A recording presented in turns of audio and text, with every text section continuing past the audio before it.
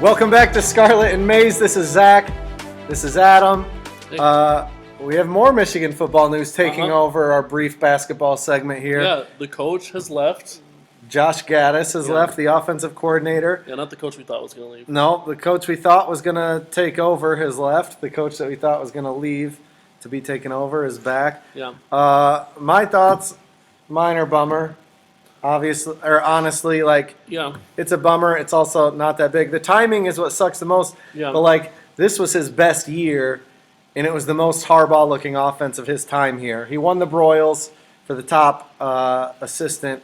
But if we can remember, before this year, the jury was kind of still out on him. Yeah, I mean, the offense was terrible last year. Yeah, I mean, I'd rather him have not left. But honestly, I'm excited to see what the offense is going to look like. This was his third year? Or second? Third. Third. I don't think he'd been there very long. No. Yeah. But I mean, he came in talking about speed and space, and then it seemed like they didn't have any of that. I mean, some. A little. It was like the Ohio State game. They did the Statue of Liberty handoff reverse thing. Yeah. Against Iowa, they did the halfback pass. Other than that, it was like Hassan Haskins run through this guy's face. Yeah, I mean, I don't see. like it was fine. They did some reverses and whatever, but it was the most Harbaugh offense of his offenses, of Josh Gattis' offenses.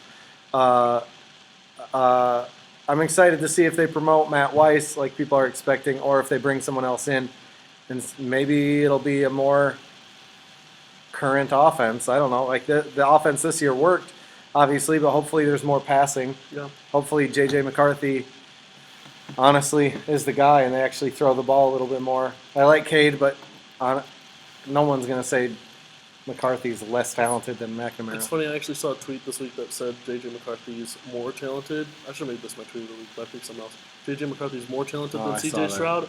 And then an Ohio State fan responded with C.J. Stroud's stats in the Rose Bowl and J.J. McCarthy's stats in the season, and every single statistic was better for I mean, if Ohio Stroud, State had just in Cade the Rose McNamara, maybe they would have made the playoff. maybe.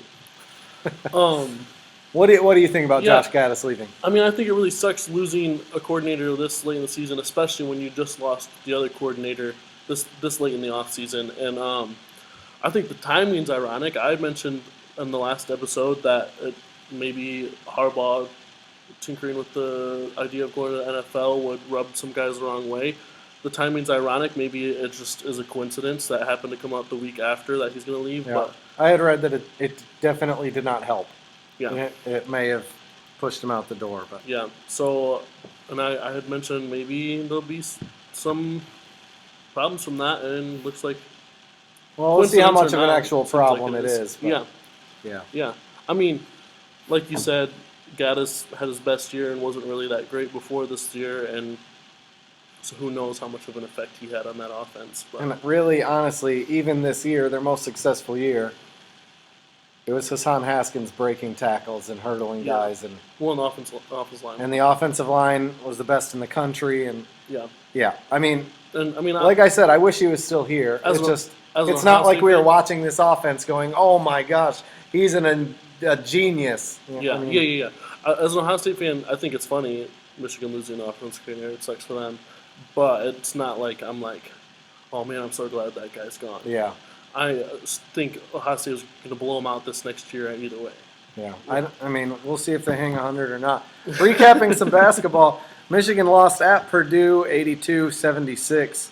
Yeah. Moral victory. I can't wait for spring football. Well, it seems like they hung in there for a while, but you said it came down to Dickinson playing Yeah. a really, really good game. And Zach Edey didn't play a good game. Purdue Yeah. didn't shoot the best from the outside.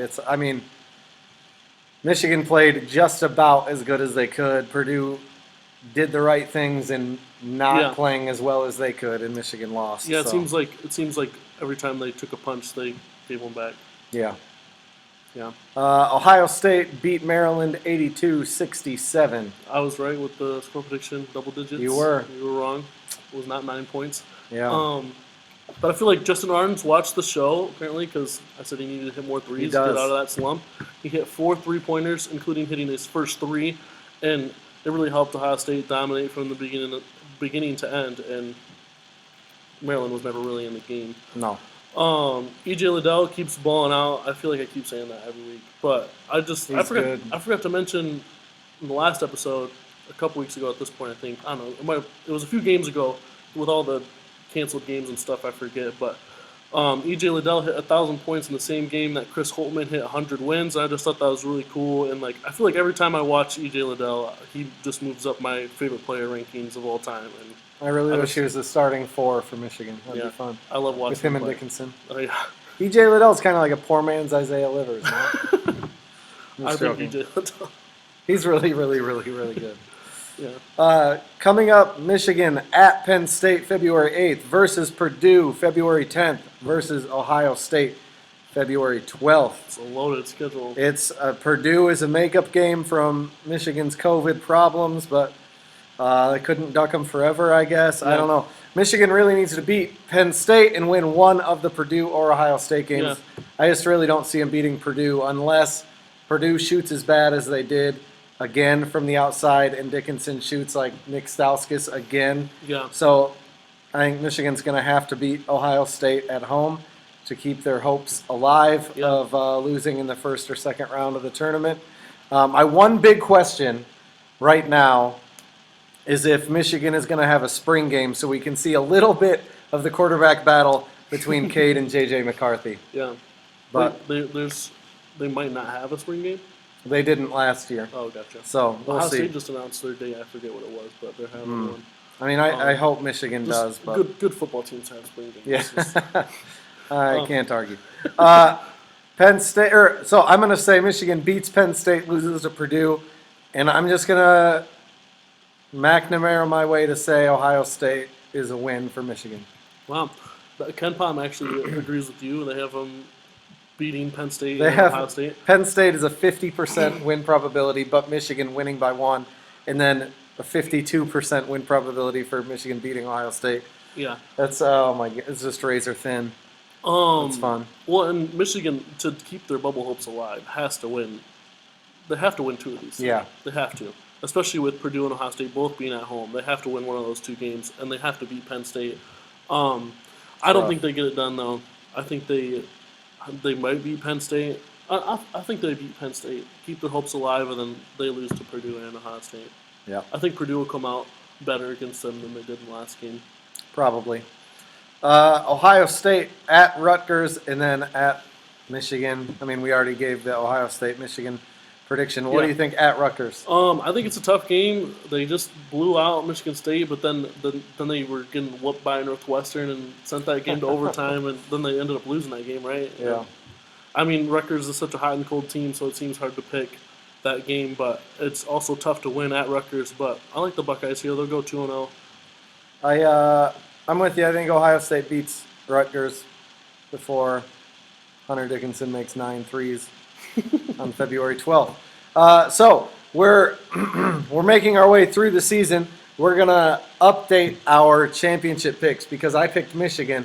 That's obviously not happening.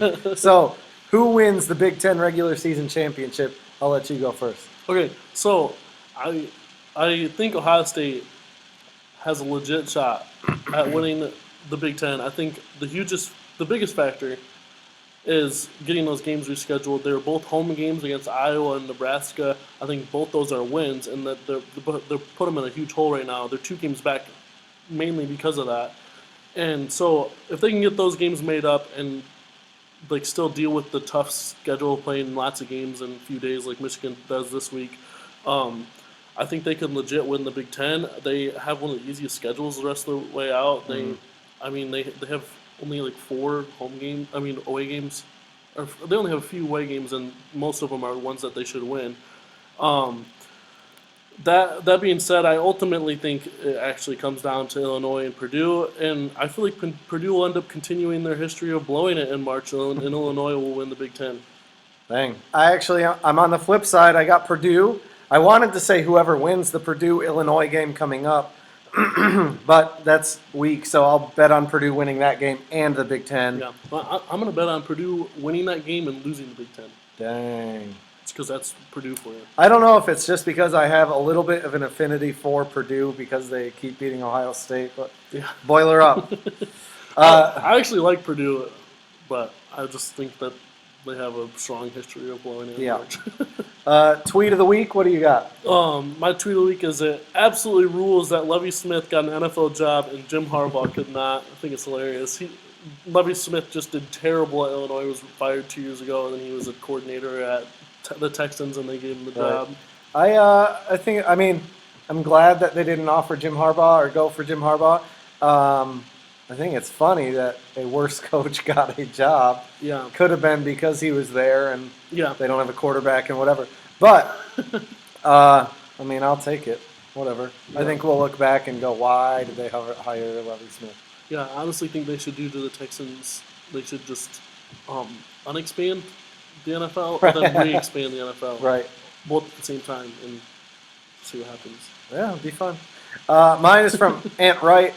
Reminder that Gonzaga is 1-12 against top 3 tournament seeds since 2001. Wow. Gonzaga is really, really good. I also just hate the fact that they're fine being in their little weak high school conference. I mean, we've said it multiple times. This is joining conference. I mean, it doesn't hurt to lose in March. 1-12. To lose before March. 1-12 against top 3 tourney seeds since 2001. That's wild. But then you can argue on the flip side that because the Big Ten is so tough, that those teams don't have the energy to push through the tournament. Yeah. And that's why the Big Ten hasn't won a national championship in 22 years. Maybe.